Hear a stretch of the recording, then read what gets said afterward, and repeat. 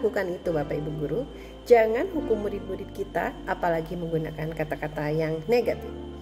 Sekarang ada segitiga restitusi, di mana segitiga restitusi ini dikembangkan di saat kurikulum Merdeka sekarang, yang merupakan suatu proses yang menciptakan kondisi untuk murid untuk memperbaiki kesalahan mereka.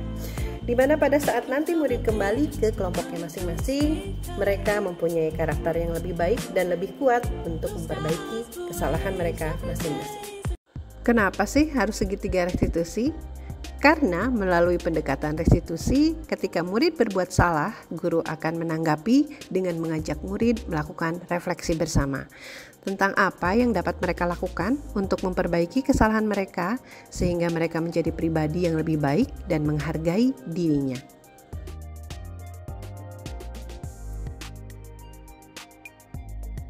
Ada beberapa langkah segitiga restitusi, yaitu yang pertama adalah menstabilkan identitas. Di bagian dasar ini bertujuan untuk mengubah identitas anak dari orang yang gagal karena melakukan kesalahan menjadi orang yang sukses.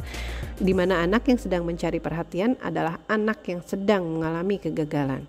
Dia mencoba untuk memenuhi kebutuhan dasarnya, namun ada benturan.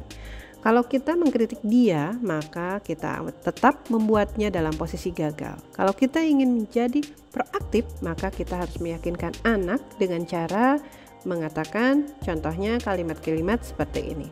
Yang pertama adalah bahwa berbuat salah itu tidak apa-apa. Tidak ada manusia yang sempurna. Saya juga pernah melakukan kesalahan seperti itu.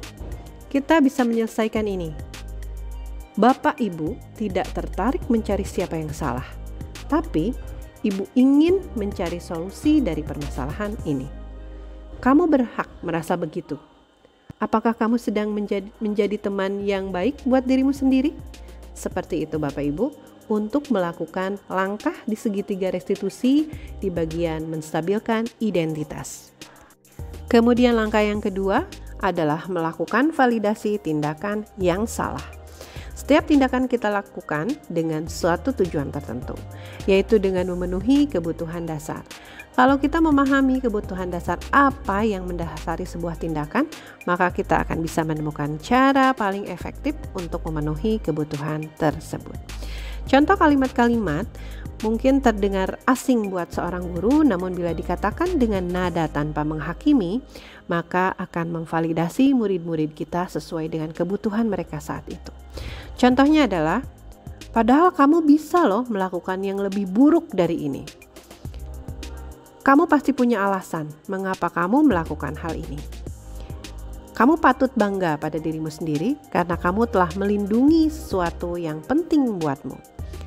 Kamu boleh mempertahankan sikap itu, tapi kamu juga harus menambahkan sikap yang baru. Biasanya seorang guru akan menyuruh anaknya untuk menghentikan sikap yang tidak baik. Tetapi teori kontrol menyatakan bahwa resep itu kurang manjur. Mungkin dengan tindakan guru dengan memvalidasi sikap yang tidak baik seperti bertentangan dengan aturan yang ada kan ya Bapak Ibu. Langkah yang ketiga adalah menanyakan keyakinan. Teori kontrol menyatakan bahwa kita pada dasarnya termotivasi secara internal. Ketika identitas sukses telah mencapai pada langkah 1 dan juga tingkah laku yang salah telah tervalidasi di langkah 2, maka anak akan siap untuk dihubungkan dengan nilai-nilai yang dia percaya dan berpindah menjadi orang yang dia inginkan. Pertanyaan-pertanyaan menghubungkan keyakinan anak dengan keyakinan kelas atau keluarga seperti apa yang kita percayai sebagai keyakinan tadi? Apa nilai-nilai umum yang telah kita sepakati? Apa bayangan kita tentang kelas yang ideal? Kamu mau jadi orang yang seperti apa? Hal ini penting Bapak Ibu untuk menanyakan ke anak kehidupan seperti apa yang nantinya mereka inginkan. Apakah kamu ingin menjadi orang yang sukses, bertanggung jawab, atau bisa dipercaya? Nah, kebanyakan anak akan mengatakan iya, tapi mereka tidak tahu bagaimana caranya menjadi orang yang seperti itu.